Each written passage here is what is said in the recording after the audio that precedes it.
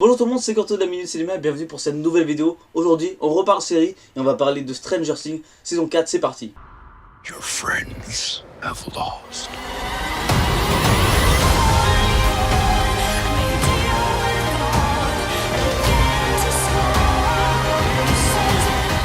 Bon alors Stranger Things, est-ce que j'ai vraiment besoin de vous représenter cette série? Je pense pas, c'est la série Netflix la plus populaire, c'est celle de la série qui a tout cartonné, c'est vraiment un succès mondial, c'est un événement à chaque nouvelle saison.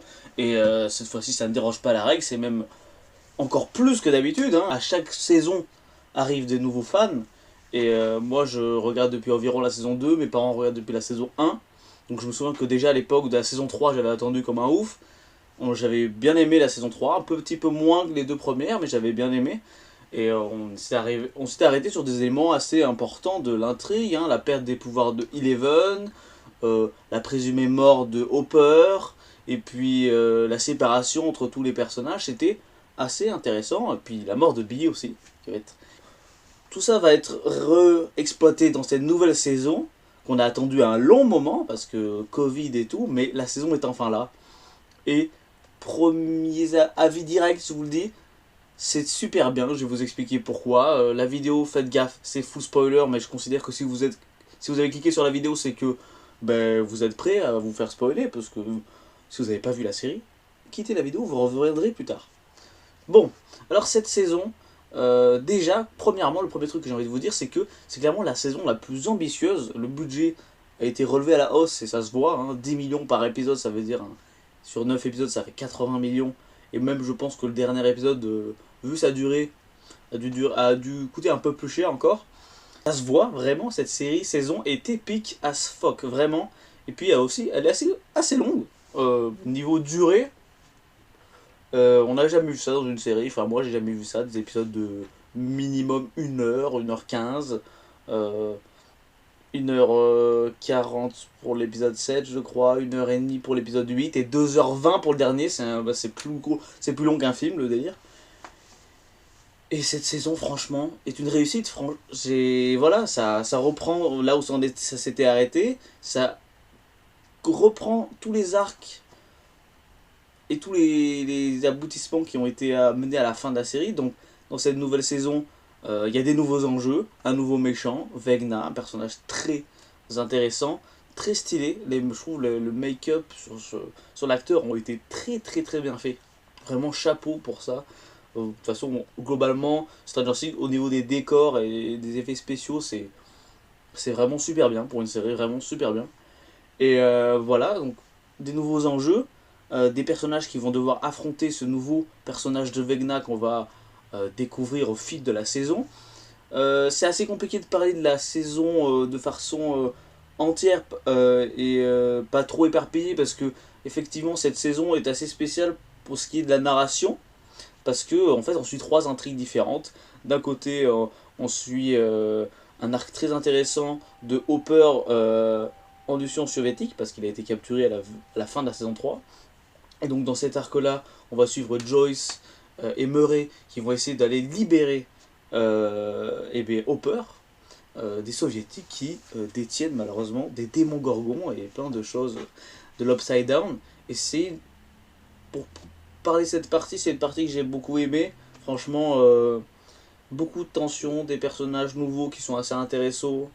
Je parle par exemple de Enzo, le soviétique qui voulait aider Hopper, mais qui au final s'est fait prendre. Du coup, il essaie de s'évader aussi du goulag. Et un nouveau personnage qui s'appelle Yuri. Bon, lui, pas très attachant comparé à Enzo. Enzo est un personnage un peu plus travaillé. Il a un fils. C'est assez intéressant. J'espère qu'on le reverra en saison 5. Mais ça, c'est pas dit. Parce que vu que son fils est en Russie, je vois pas pourquoi il reviendrait aux États-Unis, à part s'il considère qu'il a une dette contre Hopper.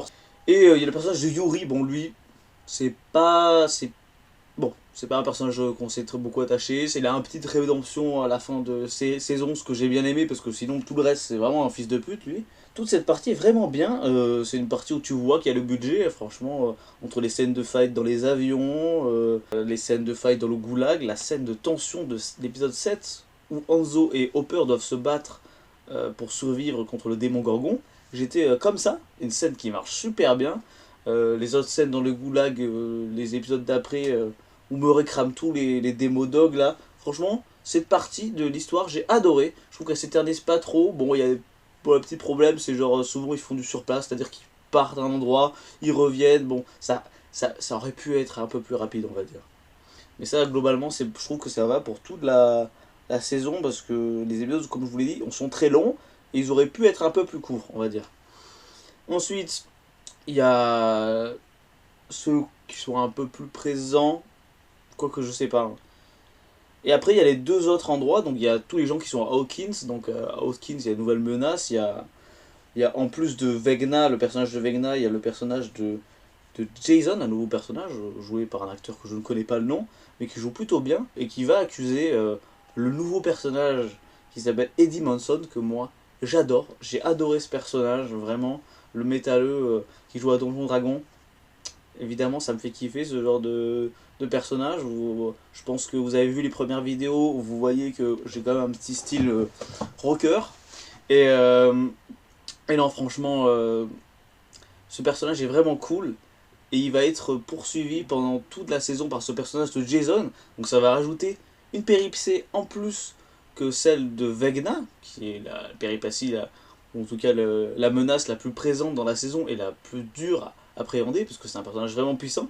Mais ce personnage de Jason, ça crée quelque chose d'assez intéressant dans la série, qui n'avait pas été trop creusé jusqu'à là, parce que ou en tout cas moins dans les autres saisons, c'était que effectivement, ça paraît un peu con, mais dans Stranger Things, ça fait des années qu'il se passe des trucs chelous à Hawkins, et à chaque fois, les gens ne savent pas ce qui se passe.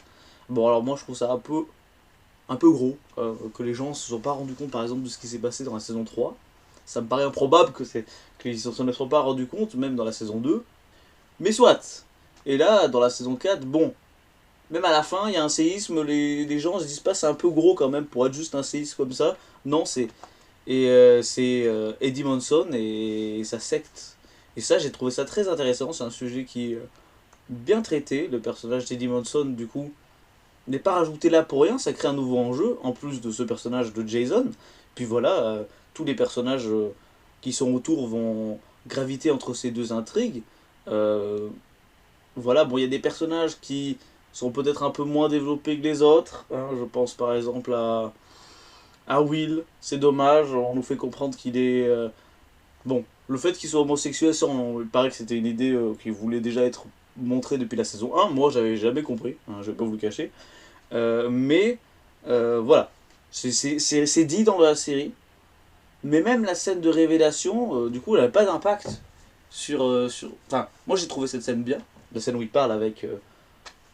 Mike et Will parlent ensemble, mais c'est un peu dommage parce que c'est un peu expédié, après on n'en reparle pas, et je sais pas si ça aura des conséquences pour la saison 5, j'espère qu'on va en reparler de ce sujet. Et donc voilà, il y a des personnages qui sont un peu en retrait, mais il y a de nouveaux personnages qui arrivent et qui sont bien traités, je parle de Eddie, je parle de Hanzo, et il y a des personnages aussi qu'on connaît bien, genre par exemple Max est très bien traité dans cette saison, elle a des péripéties, enfin elle doit se confronter au deuil d'avoir perdu son frère et la contradiction que ça amène parce que d'un côté elle détestait son frère mais d'un côté depuis qu'il est mort elle se sent quand même super seule parce que bah, c'était mine de rien, si ça avait beau être un connard c'était son frère et c'est très compliqué pour ce personnage et moi j'ai beaucoup aimé ça joue beaucoup sur ça et puis voilà du coup Vecna va s'en prendre à elle dans des scènes vraiment des scènes super bien genre la scène de l'épisode 4 où elle s'enfuit et Vecna va la presque putain cette scène ça m'a donné des frissons avec le morceau de Kate Bush, c'était incroyable. Voilà, les traitements des autres personnages, Eleven super bien son traitement, Emily Blunt joue toujours super bien, le fait qu'elle passe la saison à essayer de récupérer ses pouvoirs, qu'elle y arrive mais qu'elle est obligée de retrouver des souvenirs douloureux de son enfance, à savoir le meurtre de un qui s'avère être Vecna, de tous les autres enfants. Et évidemment que c'est quelque chose qu'elle a occulté de son esprit, et c'est très intéressant comme, comme truc, c'est juste que c'est un peu long, ça traîne beaucoup. Ça traîne beaucoup, je trouve, un peu. Mais voilà, à part ça, je trouve que tout le reste marche bien, les scènes d'action sont épiques, voilà, que ce soit à partir Ça commence tranquillement, et puis à partir de l'épisode 4, ça envoie du lourd, mais toutes les saisons, hein. Enfin tous les épisodes je veux dire.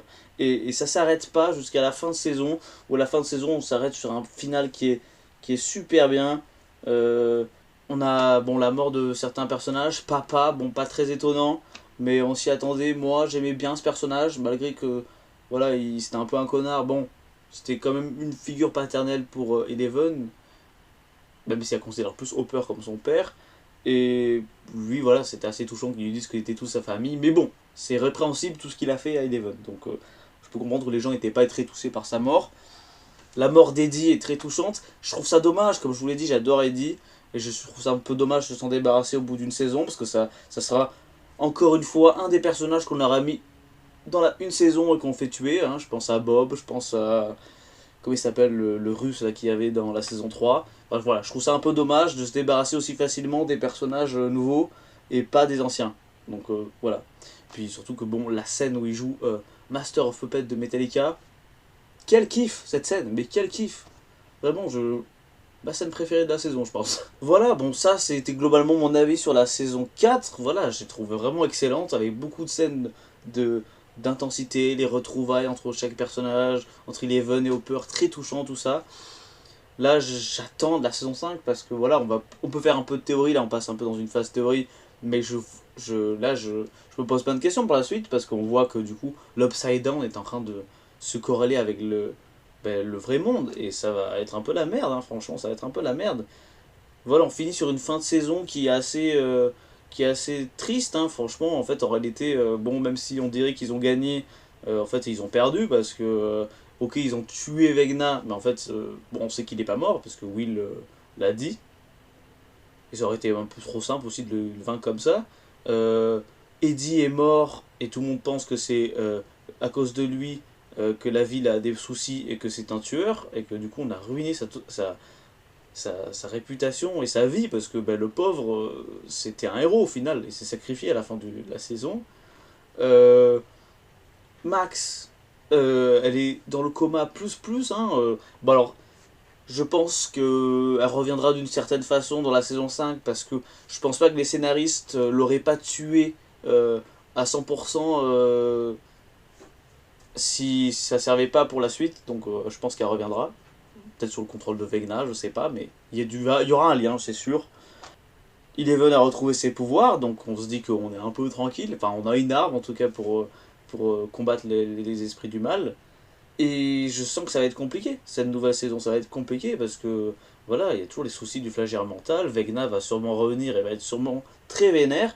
Final, voilà, cool. Cool, et ça tease une très bonne saison finale pour la saison 5, mais ça tease du négatif parce que je pense que ça va mal se passer. Et je pense que la saison 5 se doit d'avoir des morts un peu plus... comment dire, comme je vous l'ai dit, tuer Eddie, voilà, c'était un nouveau personnage, c'était un peu plus simple. Là, je pense que la saison 5 se doit d'avoir des morts des personnages principaux, vraiment. Mais voilà, vous pouvez toucher à tout le monde sauf à Dustin pour moi. Et ils toucheront pas Dustin, c'est un peu le chouchou de tout le monde, je crois. Et puis aussi l'autre question que je me pose, c'est comment ça va se passer pour Nancy. Qu'est-ce qu'elle va faire? Parce que là, je sais pas pourquoi ils ont passé toute la saison à nous remontrer qu'il y avait une romance entre Steve et Nancy. Ok. Et à la fin, avec Jonathan, on sait pas. Du coup, je sais pas. Ça, j'attends de voir aussi pour la prochaine saison. Voilà. En tout cas, j'ai hâte. C'est tout ce que je pouvais dire. On se dit à la prochaine. Abonnez-vous et ciao tout le monde. Abonnez-vous. For Steve, this is from you.